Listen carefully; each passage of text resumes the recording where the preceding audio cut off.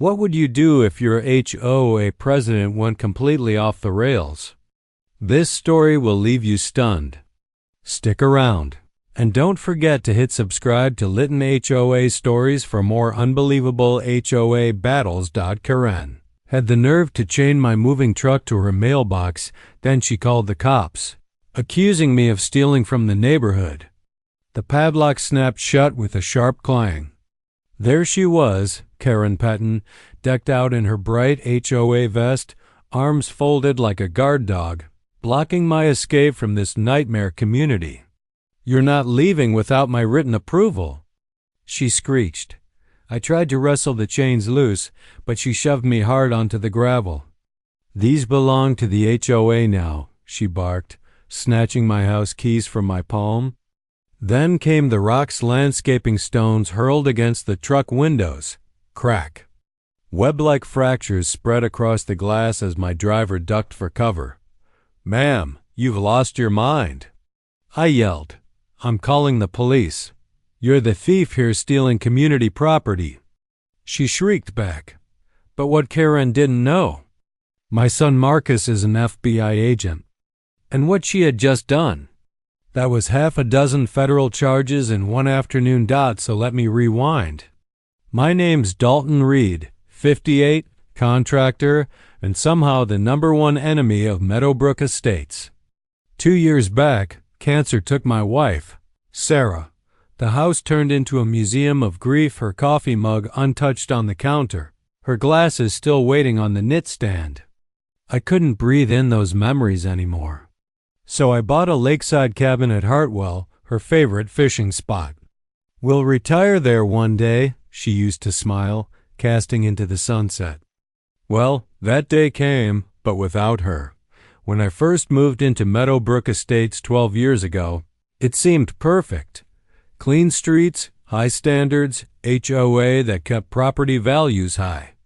My paid-off house should have been my ticket to peace. But then came Karen Petton. Picture a real estate agent crossed with a prison warden. For 8 years, she's ruled our HOA like a dictator from her corner mansion. She finds people for Christmas lights, measures grass with a ruler, and once charged Mrs. Samantha $50 for planting yellow marigolds instead of HOA-approved white. That metallic click of her tape measure, the sound of dread in our neighborhood. 3 weeks before my move, I followed every rule, submitted paperwork, 30 days notice, no dues pending. By the book. Karen denied it. Insufficient community impact assessment, she declared smugly at the board meeting. Translation: pay $2,500 for a so-called transition consultant, her sister, Brenda. This is extortion, I argued. This is procedure, she grinned, clicking her clipboard with those plastic nails. I refused. That's when her revenge machine roared to life. Orange cones appeared overnight, blocking my driveway. Unauthorized relocation zone signs popped up like Halloween props. She even sent letters to the cabin seller claiming I was dodging debts. Then came the Facebook smear campaign. Dalton Reed is abandoning responsibilities. 47 angry emojis later, my name was dirt. That night, my son Marcus called. FBI agent Marcus Reed, financial crimes. Dad, this sounds like harassment. Relax, son. It's just HOA nonsense. I can handle one middle-aged busybody. What she's doing borders on federal crime, he warned. I laughed. This is neighbor politics, not the mafia. Sometimes. There's no difference, he muttered. What I didn't realize was that Sarah had been digging into Karen's shady finances before she got sick USB drives, bank records, HOA money trails. My wife had been protecting this neighborhood from a predator. And HOA presidents can't just invent rules without homeowner votes. That's illegal under state nonprofit laws. Always ask for real signed bylaws, not their interpretations. Moving day finally came. Movers ready, truck parked legally in visitor parking at 7 a.m. By 7:15, Karen stormed out in curlers and a bathrobe, screaming about illegal vehicles. The driver stayed calm. "Ma'am, we're in visitor parking.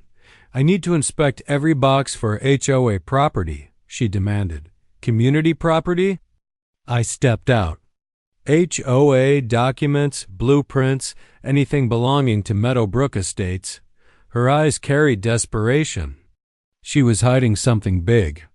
Then she vanished inside only to reappear in her official uniform, orange vest, clipboard, tape measure at her belt like a sheriff's revolver. This time, she brought back up 3 nervous neighbors trailing behind her. "Dalton Reed," she barked. "You are in violation of Meadowbrook Estates Code 47B, unauthorized asset removal. Section what?" I hit record on my phone. The red light made her twitch. "That mailbox belongs to the HOA until exit procedures are complete," she announced. "Karen, I installed that mailbox 8 years ago. It's mine. The numbers on it were issued by the HOA. They belong to U.S. She was dead serious claiming ownership of my address." Then she whipped out cheap plastic handcuffs, Amazon stickers still on them. "I'm placing you under citizen's arrest." The moving driver shook his head. "Lady, I've seen wild HOA drama, but this takes the cake." Then he grinned. "Funny thing, you offered me $200 earlier to damage his stuff. Said he was a deadbeat. I caught it all on dashcam audio and video." Karen's face drained of color. Her mouth opened and shut like a goldfish gasping for air. And that, my friends, was only the beginning.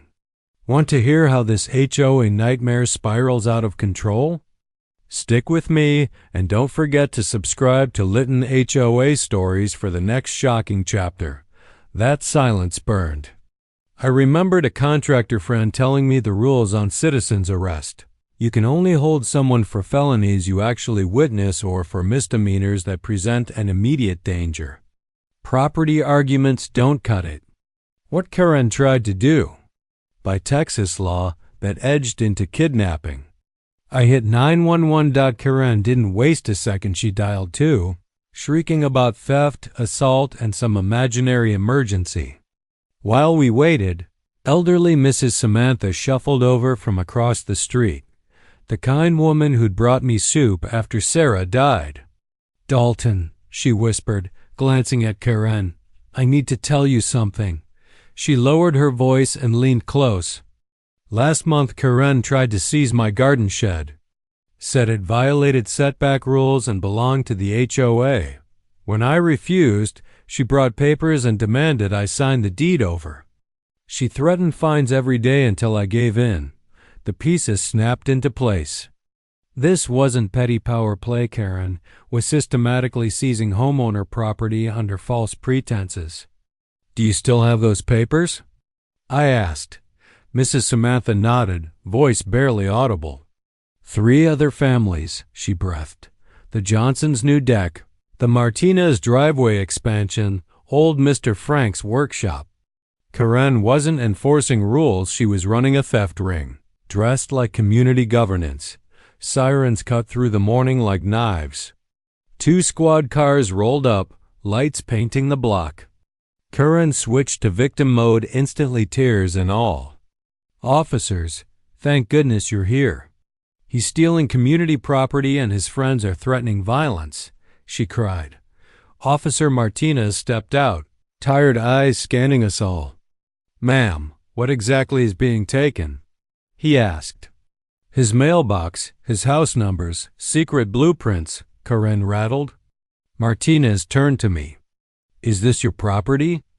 I handed him my deed, mortgage paid, taxes current, all documents in order. Karen stammered about HOA bylaws, but Martinez cut in. "HOA rules don't trump property law. You can't confiscate someone's mailbox." The second officer inspected the zip-tie cuffs with a smirk.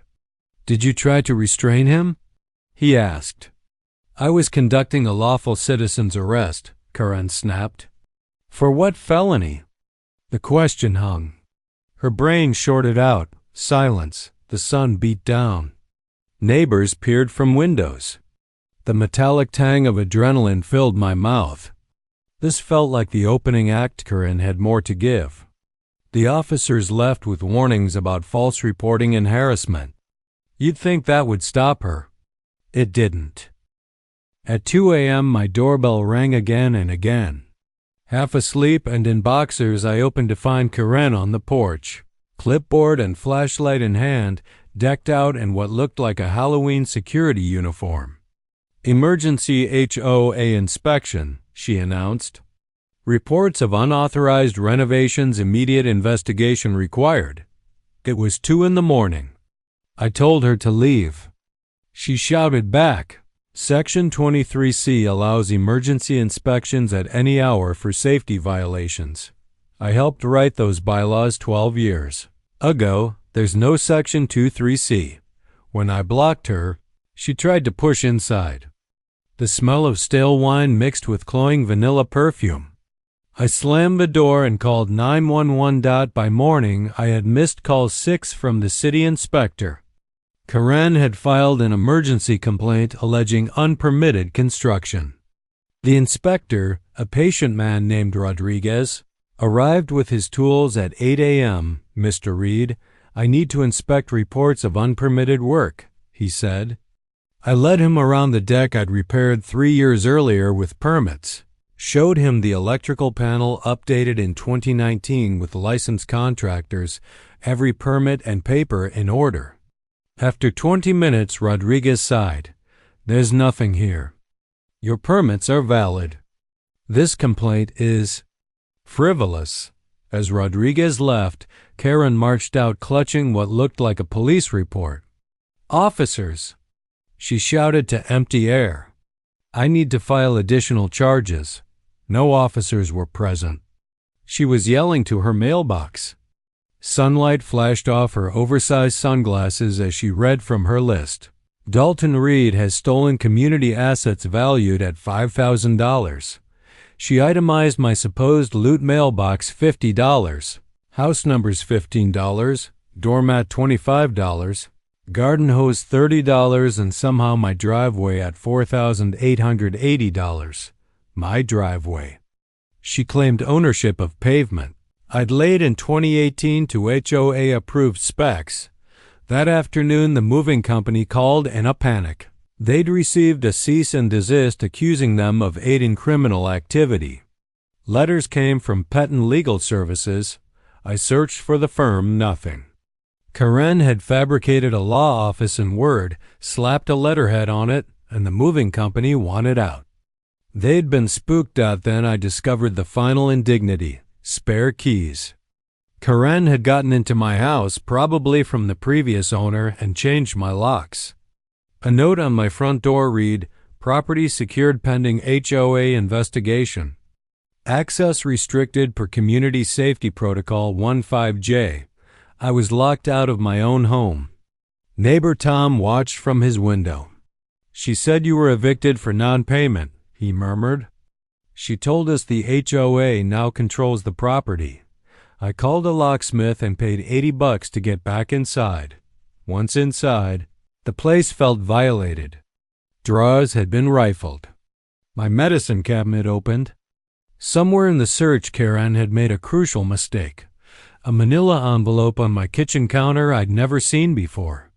Inside were bank statements from an account I didn't recognize. The money trail pointed straight to a shady outfit called Community Improvement Solutions, LLC, the exact same bogus company tied to Karen's sister, Brenda.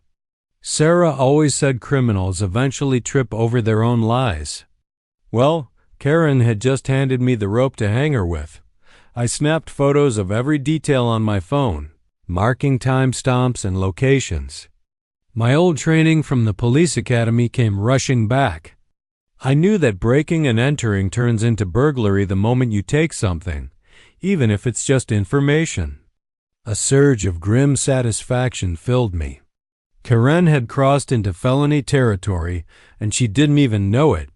Tomorrow, Marcus would get the full report, but Karen struck first. The next morning, I found a notice taped to my door.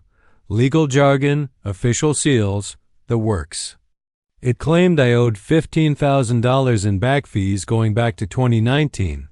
$15,000 for crimes that never happened. The itemized charges were laughable.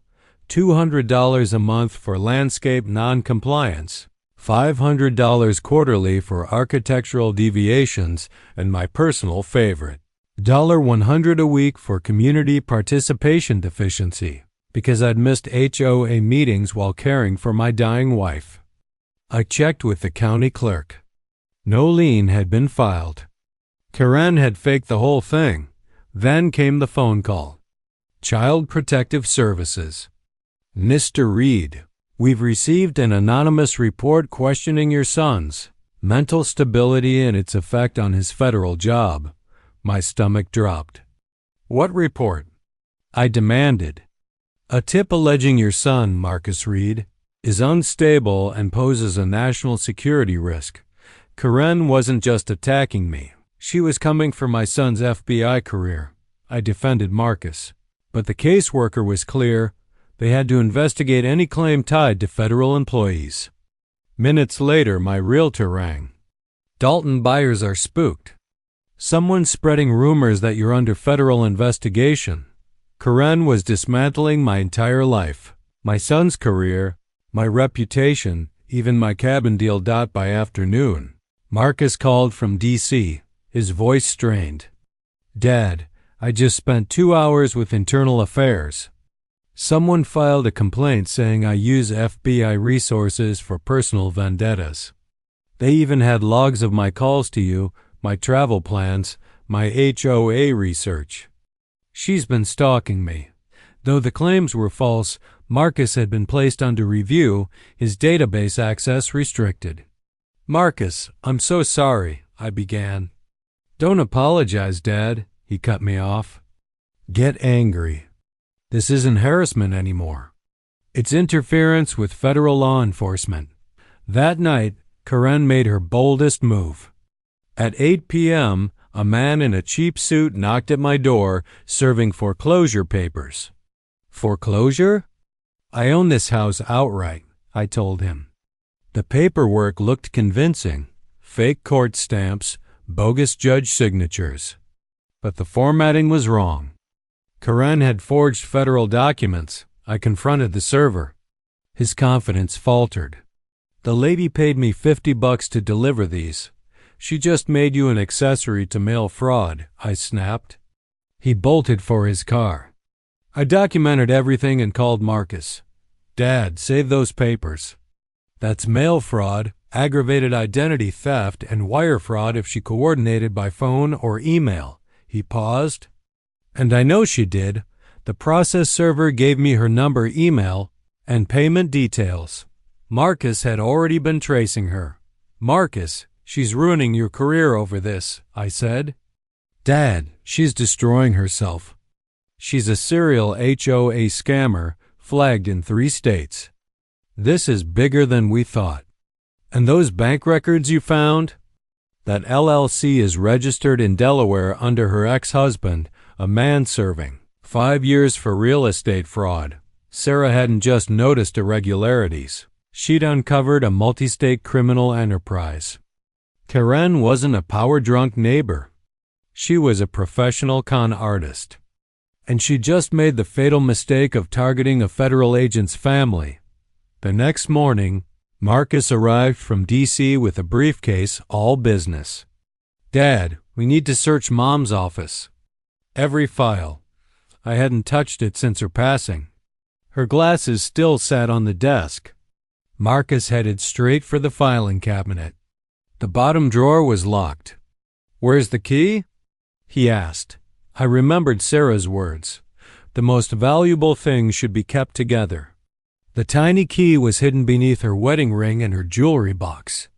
We opened the drawer and uncovered Sarah's meticulous investigation, files by year, highlighted bank statements, and at the bottom, a manila folder labeled Karen, Federal Crimes.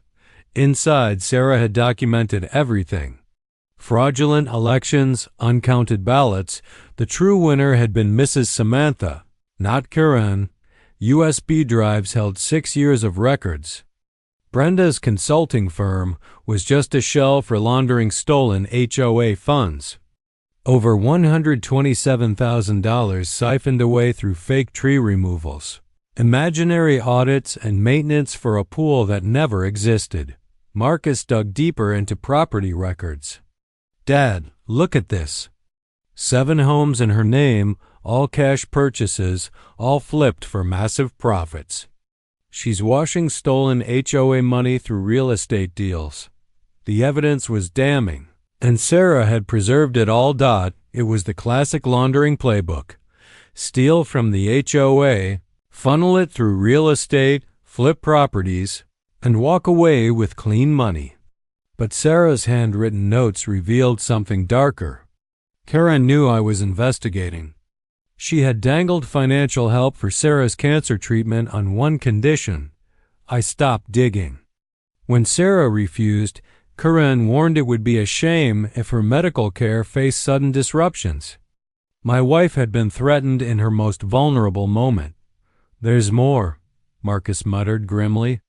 He pulled a letter from the state attorney general's office, dated 3 months before Sarah's passing. Mom filed an official complaint. The state had opened a fraud investigation but needed more documentation. She was building a federal case when cancer silenced her. Marcus scrolled through property records. "Look at this pattern. Phoenix, HOA fraud charges, fled sentencing. Denver, embezzlement case dismissed when she vanished. Tucson, same story. Karen Pettin isn't just a bad neighbor. She's a career con artist." My gut sank when Marcus added, "The cabin you're buying? She's the hidden owner through a shell company. The plan was simple: push you out, snatch the property cheap, then flip it to launder more cash." Suddenly everything made sense. Karen's obsession with blocking my move wasn't about control. It was about protecting her money machine. I clutched Sarah's files, feeling her presence. She had died trying to shield this community from a predator. Her last note was clear: "Find Dalton. Tell him I love him. Make Karen pay." Marcus spread the documents across the kitchen table like a general preparing for battle. Bank records, property deeds, sham invoices, a full map of Karen's empire. "First, we need allies," he said, pulling out his phone. Minutes later, Mrs. Samantha arrived with cookies and a bulging folder. "I've been waiting for this," she said, sliding into Sarah's chair. Her spreadsheets detailed every HOA expense since 2019, exposing $200,000 in discrepancies. "I'm a retired IRS auditor. 42 years chasing tax cheats. Karen's patterns are textbook laundering," Marcus grinned. "Congratulations, Mrs. Samantha. You're our star witness." The doorbell chimed again. Vice President Janet Morrison appeared with 3 neighbors. "Dalton, we owe you an apology. We should have stopped her years ago." Each brought stories of Karen's extortion, fake fines, bogus violations, cash shakedowns. "She said my fence was 6 inches too tall," Tom admitted. "I paid $500 cash," Mike added. "She fined me $300 for the wrong shade of black on my mailbox." Marcus documented every word while Samantha tallied totals. The extortion was systematic, undeniable. Out on the porch, the air thick with jasmine, Marcus explained the next step. "For federal jurisdiction, we need proof of interstate activity. Her shell companies cross state lines. That's our opening." He opened a secure laptop. "And your audit, Mrs. Samantha, shows identical vendor invoices every month. That's structured theft. From my contractor days, I knew how to check business licenses. Brenda's so-called consulting company had no license, no staff, no office, nothing but a shell." Marcus smirked. "The thing about financial criminals? They always leave a trail. Fake invoices, shell registrations, transfers. It's all evidence." Samantha's forensic skills revealed a pattern. Contracts for a pool that never existed, tree removals for trees that weren't there, roof repairs on a perfectly new roof. She pointed at one line item. See this? Every month, exactly $2,847 goes to Community Improvement Solutions. Not random, structured. It stays just under the $3,000 threshold banks flag automatically. Karen knew enough about regulations to stay invisible. Marcus coordinated with his FBI field office as we gathered more proof. Motion-activated cameras caught Karen prowling at night, searching for imaginary violations. Documentation is king in federal court, Marcus said. Every video, every timestamp, every fake letter builds the case. Digging deeper, we discovered her reach extended across multiple states. 8 years, dozens of communities, all tied to HOA fraud. When Tom tipped off the news, a Channel 7 investigative reporter arrived. We've had complaints about Karen Patton from Austin and Houston, Sarah Kin told us. Your evidence could expose a statewide fraud ring. Double quotes, Mrs. Samantha was relentless. She traced the stolen money through accounts, showing step by step how HOA funds turned into real estate assets. Look here, she said, pointing to the flow. Stolen dues gives Community Improvement Solutions gives. Delaware Shell Company gives distressed property purchase, gives renovation with unpaid contractors, gives resale for profit. Contractors Karen had stiffed soon came forward with their own horror stories. Unpaid bills stacked up to $47,000, promises of community work that turned into free labor on her personal properties. From my dad's old police contacts, I learned something. When the same scam hits multiple victims across state lines, it moves from fraud into racketeering. Karen wasn't a petty thief, she was running an organized criminal outfit. As the sun sank behind Mrs. Samantha's garden, our plan was set. Tomorrow we'd spring the trap Sarah had spent her last months building. Karen's reign of terror was finally about to end, but she went into panic mode. That week she grew reckless. One night I caught her on camera breaking into my house, this time to plant evidence. Black-clad like a bad spy, she slipped a credit card into the back door and jimmied it open. The footage showed her stuffing tiny plastic bags into the garbage disposal and tucking another behind the fridge, white powder inside, staged to look like cocaine. I called police right away. Karen was gone when they arrived, but the planted packets remained. Officer Martinez field-tested the sample and announced it was baking soda. Someone's playing games, he said. Wednesday brought slashed tires 4, deep cuts that made the rubber peel back like an orange rind. A note under the wiper read, "Thieves don't get away with it." The mover's driver was furious. "Mr. Reed, she offered my dispatcher $5,000 to lose your shipment between here and that cabin," he confessed. "I'll cover the tire cost and extra security." It wasn't about the money. Karen was hemorrhaging cash trying to stop me. By Thursday, the harassment hit federal levels. Marcus called from D.C., voice tight. "Dad, she phoned my supervisor claiming I use FBI databases to harass civilians." His boss laughed it off, but Marcus warned me. Each false allegation spawns internal affairs paperwork. She was trying to bury him in bureaucracy. Worse, she had called the FBI's public corruption hotline accusing Marcus of taking bribes. That move triggers a federal probe. She had just committed a felony while attempting to frame my son. Friday's gambit was slick. A well-dressed process server handed me what looked like a federal restraining order, embossed seals. Judge's name, case numbers. But the format was wrong. The judge's name was misspelled and the court address didn't exist. I told the server the papers were forged. He went pale. The woman who'd paid him flashed credentials that were bogus. Karen had recruited innocent people into her fraud scheme. Mrs. Samantha's digging turned up bribes across the block. The mailman offered $50 to delay my mail. $100 to a sanitation worker to skip pickups. Even a pizza delivery driver paid to refuse service. Karen was waging petty economic warfare to make my life impossible. Then Saturday she made a catastrophic error. She phoned the local FBI office and ranted for 27 minutes to Agent Williams, Marcus's supervisor.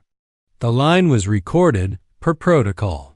In that recording she admitted to photographing federal agents, tailing government vehicles, and monitoring communications. She had confessed to stalking federal officers and interfering with investigations. "Dad," Marcus said when he heard the tape, "she handed us a gift. Stalking federal agents is a federal crime. Interference with investigations is another. She just indicted herself. Agent Williams took the case personally. No one threatens his agents. Families without consequences." My morning coffee tasted sweeter. Every frantic, clumsy attempt by Karen had created new federal charges. Her empire was unraveling by her own hand. Sunday would be the climax, an emergency HOA meeting meant to end Karen forever. But she tried one last manipulation. At 6 a.m., she filed a sworn affidavit claiming I'd attacked her with a crowbar and made death threats. The judge issued a temporary order based on her statement, and by 8 a.m. deputies were at my door with legal papers. The final showdown was only hours away. I was legally ordered to stay 500 feet away from Karen Pettin until a court could sort the facts. "Sir, we're just serving papers," Deputy Johnson said, apologetic. The complainant sounded intense. "Deputy, I have security footage proving I wasn't within 50 feet of her yesterday." "Save it for the hearing," I answered. The order was binding. Karen had weaponized the courts against me. The temporary hearing was set for the same day as our emergency HOA meeting. She was trying to keep me out of my own vindication. Then at 9 a.m. the next blow landed. Immigration and Customs Enforcement called. "Mr. Reed, we've received allegations about Mrs. Samantha's immigration status." My blood ran cold. Mrs. Samantha had been a naturalized citizen for 40 years. "We understand, sir, but anonymous tips must be followed up. Someone had dug up bogus claims to silence our key witness, an ugly, racist tactic to intimidate an elderly woman who'd paid taxes and voted for decades." Rage tasted metallic in my mouth. At 10 a.m., Marcus called with news that made my head spin. "Dad, Karen just tried to have me arrested by the Capitol Police," he said. "She phoned FBI headquarters, alleging I planned to bring weapons and agents to intimidate civilians at the HOA meeting domestic terrorism claims. For a while, the Capitol Police took it seriously until they saw who was making the accusations." Marcus added, "Karen's been phoning federal agencies all week with bizarre stories about FBI corruption. Now she's flagged as a frequent false reporter. What law? Folks call a serial time waster." Then at 11 a.m., a convoy of faux official vehicles pulled up. 3 men in suits, badges flashing, approached my front door. "Mr. Reed, U.S. Marshal Service. We're here to execute a federal seizure warrant." My heart slammed. The paperwork claimed my house was proceeds of crime money laundering and tax evasion. The documents looked convincing until I checked them closely. Case numbers wrong. A printed, not embossed, seal, a forged judge's signature. "Gentlemen, these are fake federal documents," I said quietly. The lead marshal squinted. He admitted they'd been hired by Pettin Legal Services to carry out the seizure. "Pettin Legal Services doesn't exist," he confessed. "We were shown what looked like court orders and paid $1,500 to execute them." Their confidence evaporated. Real marshals aren't subcontracted by private firms. These were process servers tricked into playing federal officers. They bolted. By noon, Karen's lies were collapsing.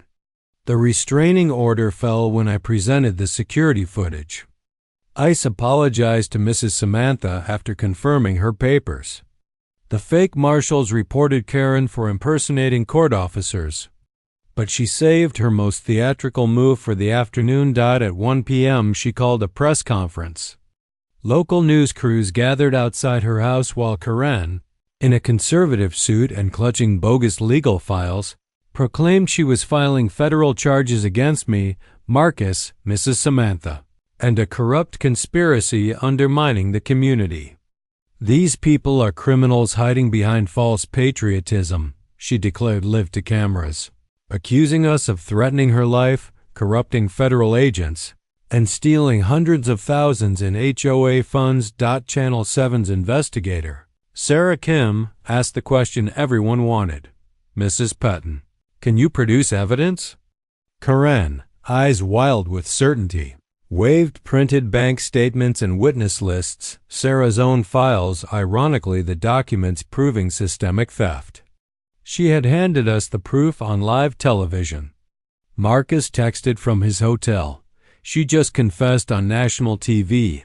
Perjury. Document fraud, false reporting. She'd painted herself into a corner. That night the community center brimmed. Saturday, 6 p.m., the Meatbrook Estates Hall had never seen turnout like this. 89 homeowners showed up. Our usual crowd of a dozen swelled to a record. TV vans lined the curb. Channel 7, Channel 12. The Spanish-language station. This was now a statewide story. Inside, folding chairs faced a small podium where Karen had set up shop, immaculate suit and a smug smile. 3 men in dark suits sat at the back. FBI agents in plain clothes, though most neighbors likely assumed they were reporters. Marcus sat beside me, his credentials tucked in his jacket. Mrs. Samantha hugged her manila folder like it was armor. Karen opened with manic polish, tapping the mic. Thank you for attending this emergency session addressing a criminal conspiracy threatening our community, she announced, and launched into a 20-minute tirade. Charges of theft, corruption of federal agents, conspiracy to defraud the HOA. Her accusations were projection. She held up bank printouts and shouted, Dalton Reed stole over $200,000 from this association. The numbers on the pages were real, but the account belonged to Community Improvement Solutions, LLC, Karen's own shell company. She was publicly displaying the ledger of her crimes as evidence against me. Karen, we need to talk about you stepping down, Janet said. My what? Karen shot back, her confident smile flickering. The board met yesterday, Janet continued, voice steady. We voted unanimously to remove you as president effective immediately. You can't remove me. I have evidence of corruption. Karen protested. Yes, Janet replied calmly. We've seen it all. Double quotes. Mrs. Samantha rose, her soft voice slicing through the hush. Karen, you offered me $5,000 last week to stop helping Mr. Reed. Gasps rippled through the room. Karen went pale. That's not true, she stammered. Mrs. Samantha pulled out her phone. Would you like me to play the recording? The sound of Karen's own voice confirming the bribe filled the hall. Marcus stood, FBI credentials catching the light. The room dropped into a pin-drop silence. Ladies and gentlemen, I'm Special Agent Marcus Reed, FBI Financial Crimes Division, he announced. He faced Karen directly. Mrs. Patton, you are under federal investigation for multiple felonies, mail fraud, wire fraud, money laundering, and interstate racketeering. Karen bolted for the exit, but the plainclothes agents in the back were ready. Agent Williams stepped forward with cuffs. Karen Patton, he said, voice flat, you're under arrest on federal fraud charges. The metal clicked. The sound echoed like thunder. Cameras exploded with flashes. Neighbors gasped. Children peered from windows. This is a setup. Karen screamed as agents led her away. I'm the victim. Her words dissolved into the roar of something unexpected, applause. Mrs. Samantha began clapping. and the room joined in until the whole crowd was on its feet. Cheering as their tormentor was escorted out, Agent Williams faced the crowd at the door. Mrs. Pettin faces 23 federal charges, including racketeering conspiracy. Stolen funds total more than $347,000. We're coordinating with state authorities to secure full restitution to the community. All her assets are being seized under federal forfeiture laws. Neighbors swarmed us afterward, offering apologies and thanks. "Dalton, we should have listened," Tom said, shaking his head. "We should have believed Sarah," Mrs. Patterson whispered. The cameras captured the moment. Karen's perp walk, the community's release, Marcus briefing reporters on the charges. The most moving moment came when Mrs. Samantha returned to the podium. "Sarah Reed died investigating these crimes," she said into the microphone. "She spent her last months gathering proof to protect us. Tonight, we got justice for her." The room erupted again. I felt Sarah nearby, like a warm hand on my shoulder. 3 months later, I was on my cabin porch at Lake Hartwell, sipping Sarah's favorite coffee as the sunrise painted the water gold. The moving truck had finally made it. No chains, no chaos, no woman claiming my mailbox. The paper headline read, "HOA Fraud Queen Sentenced to 8 years. Karen Pettin received 8 years, plus 5 years supervised release." Judge Martinez was unmoved by her tears, especially after prosecutors played recordings of her confessing while trying to frame federal agents. "Mrs. Pettin," the judge declared, "you betrayed the trust of this community. You will make full restitution, $520,000, returned to victims." Her sister Brenda pleaded guilty to conspiracy and received 3 years probation. The fake consulting firm was dissolved. Its assets funneled into victim compensation.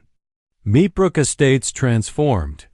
Mrs. Samantha became treasurer, bringing 4 decades of IRS experience to safeguard finances. The long-promised community pool was finally built with recovered funds. Landscaping projects, Karen charged for but never delivered, were completed using proceeds from auctions of her seized properties. Even her Escalade-financed neighborhood beautification. Marcus went back to D.C. as the agent who helped bring down a multi-state fraud ring. His case became part of FBI training on financial crimes. Our story sparked change. Texas passed Sarah's law requiring annual CPA audits for HOAs with budgets over $50,000. A consumer protection hotline for HOA abuse was created. A dozen other states followed suit. I launched the Sarah Reed Memorial Scholarship for Cancer Research funded by book royalties and speaking fees. Mrs. Samantha taught free financial literacy, classes starting with one rule: trust but verify. Documentary teams approached us, and neighbors in dozens of communities started unmasking their own HOA predators. Tom, once cowed into compliance, became our new HOA president. His first reforms were simple: monthly budget reports and quarterly public meetings. No single person would ever hold that much unchecked power again. The sweetest justice came when Karen was transferred to an Arizona federal facility to face charges for prior HOA scams in Phoenix and Tucson. Prosecutors in 3 states are building a RICO case that could add decades to her sentence. The woman who once chained my truck now faces a future behind bars for systematic theft. As dusk settled over the lake, a cool breeze moved the trees and I felt Sarah's presence again. Her work hadn't just freed our block. It helped protect neighborhoods across the country. I lifted my coffee cup to the starlight and whispered, "We did it, sweetheart. Your fight changed everything." The sweet taste of justice lingered in the cool mountain air as I finally understood. Sarah's greatest legacy proof that ordinary people can topple corrupt systems when they unite for the truth. Her spirit lives on in every new HOA law, every community finally protected, and every family freed from financial predators. Now I want to hear from you. What's the worst HOA nightmare you've ever faced? Drop your story in the comments because your experience might inspire the next case that protects countless families. And don't forget subscribe to Litton HOA Stories for more shocking neighborhood battles where corruption is exposed, justice is served, and good people refuse to stay silent.